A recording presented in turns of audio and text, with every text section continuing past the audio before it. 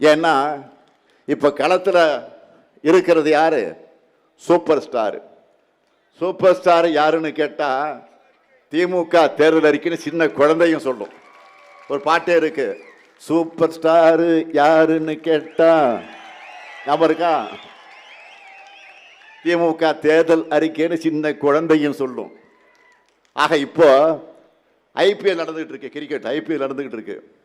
நீங்க பார்த்துட்டு இருப்பீங்க, நிறைய சிக்ஸர்கள்லாம் பார்த்துருப்பீங்க.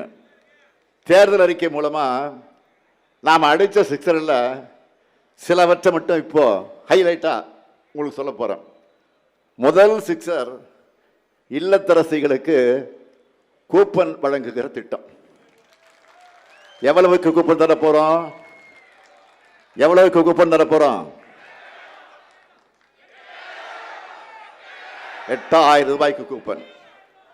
இந்த கூப்பனை வச்சு உங்களுக்கு தேவைப்படுகிற வீட்டுக்கு உபயோகமான பொருளை புதுசாகவும் வாங்கிக்கலாம், இல்லைன்னா பழைய பொருளை எக்ஸ்சேஞ்ச் பண்ணி புது பொருளையும் வாங்கிக்கலாம்.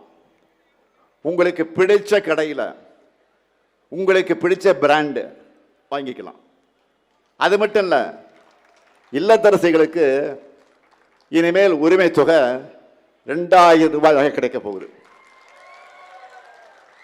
அடுத்தடுத்த செக்ஷனில் வரிசையாக சொல்கிறேன். காலை உணவு திட்டம், குழந்தைகளோட பசியை போக்கக்கூடிய திட்டம். அது குழந்தைகளோட பசியை போக்குற திட்டம் மட்டும் இல்லை, இல்லத்தரசிகளுடைய பணிச்சுமையை குறைக்கிற திட்டம். இனிமேல் காலை உணவு திட்டத்தை 8ஆம் வகுப்பு வரைக்கும் விரிவாக்கம் செய்ய போகிறோம். முதல்ல 5 வரைக்கும் தான், 5ஆம் வகுப்பு வரைக்கும் தான். இப்போ 8ஆம் வகுப்பு வரை விரிவாக்கம் செய்ய போகிறோம். அதே போல் 20 லட்சத்துக்கு அதிகமான உழவர்கள் பயன்பெறக்கூடிய வகையில் எந்தவித மீட்டரும் பொருத்தப்படாத நவீன மின்சார பம்பு செட்டுகளை வழங்க போகிறோம். புதுமை பெண் திட்டத்திலையும் தமிழ் புதலன் திட்டத்திலையும் இனிமே மாதம் 1000 இல்லை 1500 ரூபாய் வழங்க போகிறோம். உயர்கல்வி முடித்த 5 லட்சம் இளைஞர்கள் வேலைவாய்ப்பு பெறக்கூடிய வகையில் நான் முதலன் திட்டத்தில் 1500 ரூபாய் உதவி தொகையோட 6 மாதம் பயிற்சி வழங்க போகிறோம். நெல் கொள்முதல் விலை குவிண்டால் ஒன்றுக்கு 3500 ரூபாயாக உயர்த்தி வழங்கப்படும். கரும்பு கொள்முதல் விலை டன் ஒன்றுக்கு 4500 ரூபாயா உயர்த்தி வழங்கப்படும். பால் கொள்முதல் விலை லிட்டர் ஒன்றுக்கு 5 ரூபாய் உயர்த்தி வழங்கப்படும். முதியோர் உதவி தொகை 1200 ரூபாயிலிருந்து 2000 ரூபாயாக உயர்த்தி வழங்கப்படும். மாற்றுத்திறனாளிகளுக்கான உதவித்தொகை 1500 ரூபாயிலிருந்து 2500 ரூபாயாக உயர்த்தி வழங்கப்படும். மீன்பிடி தடைக்கால சிறப்பு நிவாரண தொகை 8000 ரூபாயிலிருந்து 12000 ரூபாயாகவும், மீன்பிடி குறைவுகால சிறப்பு நிவாரண தொகை 6000 ரூபாயிலிருந்து 9000 ரூபாயாகவும் உயர்த்தி வழங்கப்படும். 2030ஆம் ஆண்டுக்குள்ள மாவட்டம் மற்றும் வட்ட அளவில் இருக்கக்கூடிய அரசு மருத்துவமனைகளில் டயாலிசிஸ் செய்கிறாங்கள சிகிச்சை, அந்த கருவிகள் 2 மடங்காக்கப்படும். தொழிற்சாலைகள் அதிகமுள்ள நகரங்களில் பெண்கள் வேலைக்கு செல்வதை எளிதாக்கக்கூடிய வகையில் 1000 குழந்தைகள் காப்பகங்கள் உருவாக்கப்படும். பெண்களின் பாதுகாப்புக்காக அனைத்து நகரங்களுக்கும் பிங்க் பெட்ரோல் வாகனங்கள் விரிவுபடுத்தப்படும். மகளிர் சுய குழு பெண்கள் ஷேர் ஆட்டோ வாங்க வங்கி கடன் மானியத்தோடு கூடிய வங்கி கடன் பெற்று தரப்படும். கலைஞர் கனவு இல்ல உள்ளிட்ட திட்டங்கள் மூலமா வீடற்ற ஏழைகளுக்கு அடுத்த 5 வருஷத்தில் 10 லட்சம் வீடுகள் கட்டித்தரப்படும். தென் மாவட்டங்கள் கல்வி மற்றும் சுகாதார குறியீடுகளில் உரிய வளர்ச்சியை பெறவும் தொழில் மயமாவதை உறுதி செய்யவும் இந்த தென் மாவட்டங்களுக்காக ஒரு சிறப்பு வளர்ச்சி திட்டம் உருவாக்கப்படும். நாங்கள் சொன்னதை செய்வோம். நான் கலைஞருடைய மகன், சொன்னதை மறக்கவும் மாட்டேன், மறுக்கவும் மாட்டேன். இத்தனை சாதனைகளை செஞ்சுட்டு எதிர்காலத்துக்கான தொலைநோக்கு திட்டங்களை உருவாக்கிட்டு நான் உங்ககிட்ட வாக்கு கேட்க வரேன். ஆனால் டபுள் இன்ஜின் டப்பா இன்ஜின்னு வரக்கூடிய அமித்ஷா ஆட்டு வைக்கும் பழனிசாமி அங்கே வைக்கக்கூடிய என்டிஏ கூட்டணியோட லட்சணம் என்ன? மக்களுக்காக அவங்க செஞ்சதெல்லாம் என்ன? 2014 பிரதமர் மோடி ஆட்சிக்கு வந்தார். 2016 பணமதிப்பு நடவடிக்கை, பணமதிப்பு இழப்பு நடவடிக்கை சொல்லி நாட்டு மக்கள் எல்லாரையும் பேங்க் வாசல்லையும் ஏடிஎம் வாசல்லையும் இரவு பகலா கால் கடுக்க நிற்க வச்சார். எத்தனை பேர் இறந்தாங்க? அடுத்து கொரோனா வந்துச்சு. எல்லாரும் வீட்டில் இருக்கிற தட்டை தட்டுங்க, மணி அடிங்கன்னு ஒரு காமெடி ஷோவை நடத்தினார். கோடிக்கணக்கான மக்களை நடுத்தருவில் நடக்க வச்சார். ஆக்சிஜன் சிலிண்டருக்காக மக்களை அல்லல் பட வச்சிருக்கிறார்.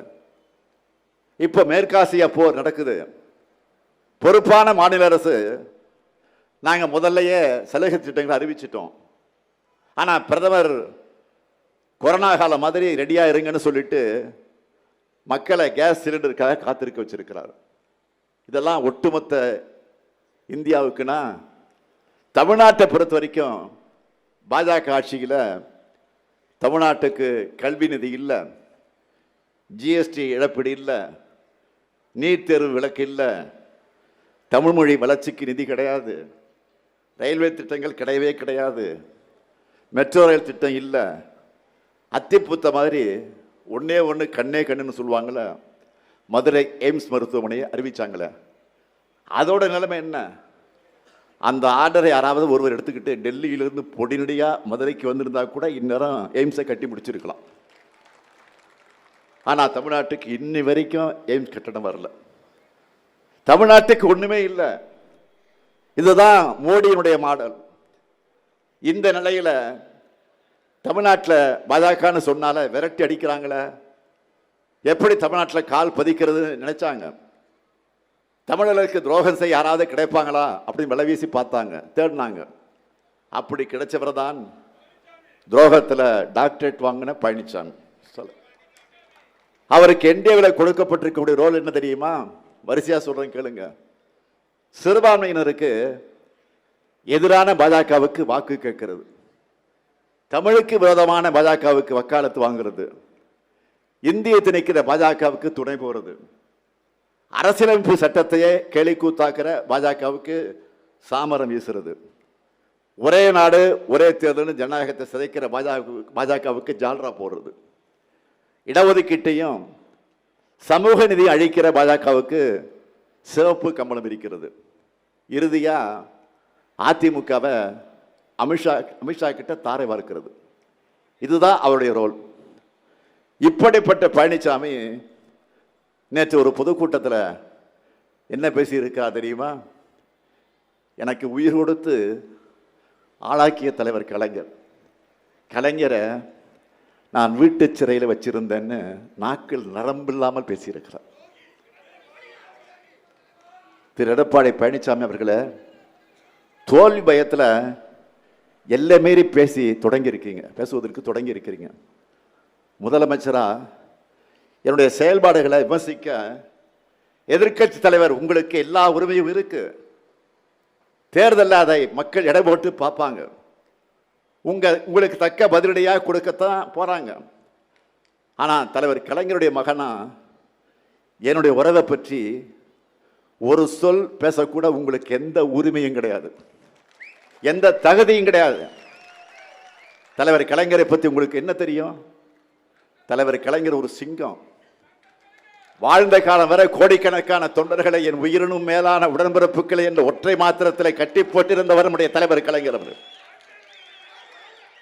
முதுமையால உடல்நலம் சரியில்லாம வீட்டில் ஓய்வு எடுத்தார்.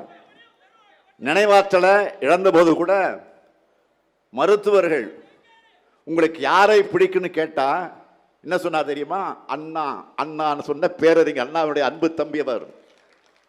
முடியாத நிலையிலே கூட அறிவாலயம் போகணும், முரசொலிக்கு போகணும்னு துடிச்சவர். அவரை யாரும் சிறையில் வைக்க முடியாது. அவருடைய இதய சிறையில் தான் நான் உட்பட இங்க இருக்கிற உடன்பிறப்புக்கு அத்தனை பேரும் கூட இருந்தோம். எடப்பாடி பழனிசாமி அவர்களை தலைவர் கலைஞர் பெயரை சொல்லக்கூட உங்களுக்கு தகுதி கிடையாது. கலைஞர் பெயரை சொல்லக்கூட எந்தவித யோக்கியதையும் கிடையாது. 5 முறை மக்களால் தேர்ந்தெடுக்கப்பட்ட முதலமைச்சராக இருந்து இந்த தமிழ்நாட்டை நீண்ட காலம் ஆண்ட ஒரே முதலமைச்சர் தலைவர் கலைஞர். அவருடைய கடைசி ஆசை என்ன? அவருடைய தலைவர் பேரறிஞர் அண்ணா அவருக்கு அருகே அடக்கம் செய்யணும். அதுக்காக நானே, அப்பாக்காக இல்லை தலைவனுக்காக நானே உங்க வீட்டு படியேறி வந்து கையெடுத்து கும்பிட்டு கேட்டேனே. என்னுடைய தந்தைக்காக அல்ல, தமிழகத்துடைய தலைவர் அவருக்கு கடற்கரையில் இடம் கொடுங்கன்னு அந்த சோக சூழ்நிலையில் கூட உங்க முன்னாடி வந்து நின்றேனே. கொடுத்தீங்களா? இரக்கம் இல்லாமல் மருத்துவர் தானே நீங்க. அப்படிப்பட்ட உங்களுக்கு எங்க தலைவரை பற்றி பேச எந்த யோக்கியதையும் கிடையாது. உங்க யோகியதை என்ன தெரியுமா? உங்களை நம்பி பதவி கொடுத்த அம்மையார் சசிகலாவுடைய காலையே வாரிவிட்டவர் நீங்க. நம்பிய டிடி தினகரனையும் சகோதரர் ஓபிஎஸ் அவர்களையும் முதுகில குத்துனவர் நீங்க. உங்களுக்கு நினைவு இருக்கா? அம்மையார் ஜெயலலிதா அவர்கள் உடல்நலக் குறைவால சட்டமன்ற அவைக்கு வராமல் இருக்க அதற்கு ஒரு தீர்மானம் கொண்டு வந்தாங்க. அதை ஆதரிச்சு திமுக. இதுதான் உங்களுக்கு எங்களுக்கு இருக்கிற வித்தியாசம். அடிச்சு சொல்றேன், உங்களால எந்த காலத்திலும் ஆட்சியை பிடிக்கவே முடியாது. உறுதியா சொல்றேன், கலைஞரின் உடன்பிறப்புக்கு இருக்கிற வரைக்கும் உங்களால் ஆட்சியை பக்கமே வர முடியாது. இது உறுதி. தமிழ்நாட்டை காக்க திராவிட முன்னேற்ற கழகம் தான் மீண்டும் ஆட்சிக்கு வரணும் என்று மக்கள் ஏற்கனவே முடிவு பண்ணிட்டாங்க. இந்தியாவை திரும்பி பார்க்கிற வளர்ச்சி நீடிக்கணும்னா திராவிட முன்னேற்ற கழகம் தான் ஆளணும். தமிழ்நாடு தலைநிமிர்ந்து இருக்கணும்னா மதச்சார்பற்ற முற்போக்கு கூட்டணி தான் வெற்றி பெறணும். அந்த வெற்றி இந்தியாவை திரும்பி பார்க்கிற மாபெரும் வெற்றியா இருக்கணும். நீங்க எல்லாரும் ஒரு விஷயத்தை நல்லா புரிஞ்சுக்கணும். நாம போராடுவது திமுகவுடைய வெற்றிக்காக மட்டுமல்ல, நம்முடைய கூட்டணியுடைய வெற்றிக்காக மட்டுமல்ல, தமிழ்நாட்டினுடைய வெற்றிக்காக மறந்துடாதீங்க. எனவே அரசியல் வெறுப்பு, அந்த வெறுப்புகள் எல்லாம் அப்பாற்பட்டு நம்முடைய தாய் தமிழ்நாட்டை காக்க தமிழ்நாட்டு மக்கள் அனைவரும் திமுக தலைமையிலான மதச்சார்பற்ற முற்போக்கு கூட்டணியை ஆதரிக்க வேண்டும் என்று நான் கேட்டுக் கொள்கிறேன். அதற்கு ராதாபுரம் சட்டமன்ற தொகுதியில் அப்பா அவர்களுக்கும், பாளையங்கோட்டை சட்டமன்ற தொகுதியில் அப்துல் வஹாப் அவர்களுக்கும், திருநெல்வேலி சட்டமன்ற தொகுதியில் சுப்பிரமணியம் அவர்களுக்கும் உதயசூரிய சின்னத்தை ஆதரிக்கணும். அதேபோல் நாங்குநேரி சட்டமன்ற தொகுதிக்கு காங்கிரஸ் கட்சியை சார்ந்த வெற்றி வேட்பாளர் ரூபி மனோகரன் அவர்களுக்கும், அம்பாசபுரத்து சட்டமன்ற தொகுதியில் பிபி துரை அவர்களுக்கும் கை சின்னத்தை உடைய பொன்னான வாக்குகள் அளித்து வெற்றி பெற வைக்கணும்.